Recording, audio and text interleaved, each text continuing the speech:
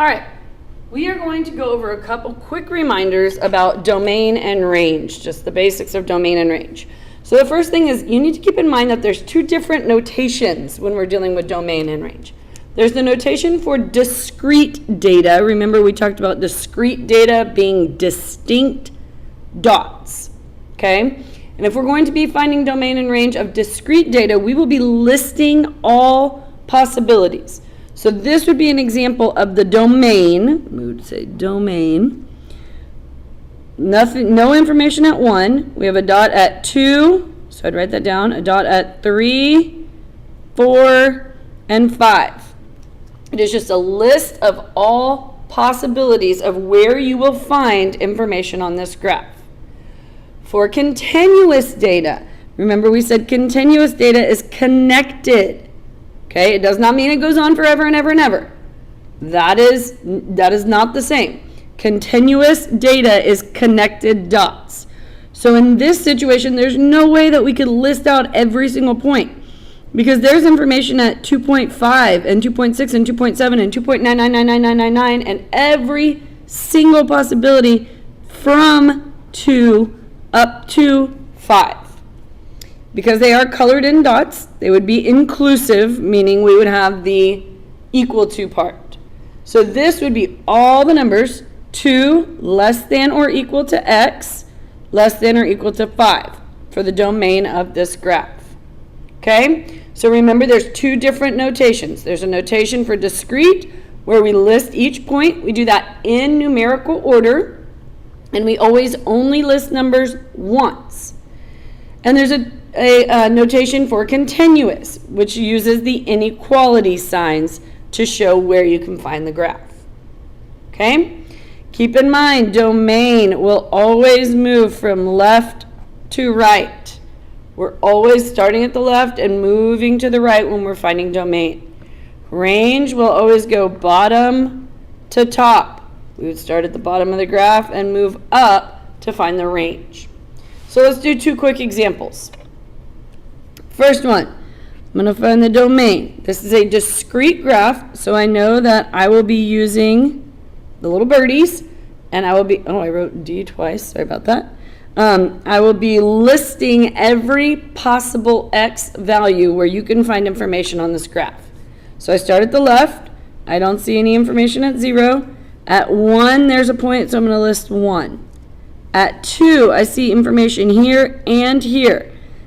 It actually has 2 points at 2, but I only list it once. I don't need to say 2 is in the domain. 2 is in the domain. That's repetitive. 3 is part of the domain.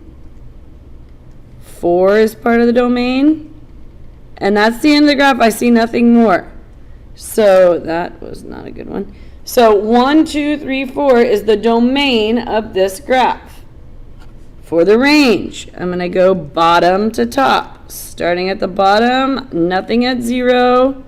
First point, now notice the interval is not 1s. I'm counting by 3s here. There's 2 points at 3. There's a point at 6, a point at 9, and a point at 12. With the domain and range listed this way, the way that we do for discrete data, you do not know which points go together. This does not mean there's a point at over 1, up 3, over 2, up 6. I mean, if we go over 2, up 6, there's nothing there. Those numbers don't pair up. We don't know which domain value goes with which range value. All we know is that this is where we will find graphs on the x-axis, and this is where we will find graphs on the y-axis. Domain always deals with the x, range always deals with the y. So now we're going to look at a continuous graph. Okay, let's find the domain. Domain is going to move left to right. Because it is continuous, I know that I'm going to be using the notation with the inequality signs. At the left, now remember the box in method for continuous graphs. We want to just box in the entire graph from left to right. So if I start at the left, I see my box goes through -1 and +4.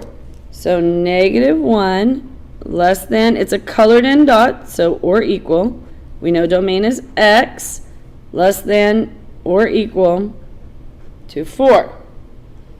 I'm going to continue with the box method, and I'm going to find the range, which means I'm going to move from the bottom, the lowest point on the graph is here, to the highest point on the graph is here.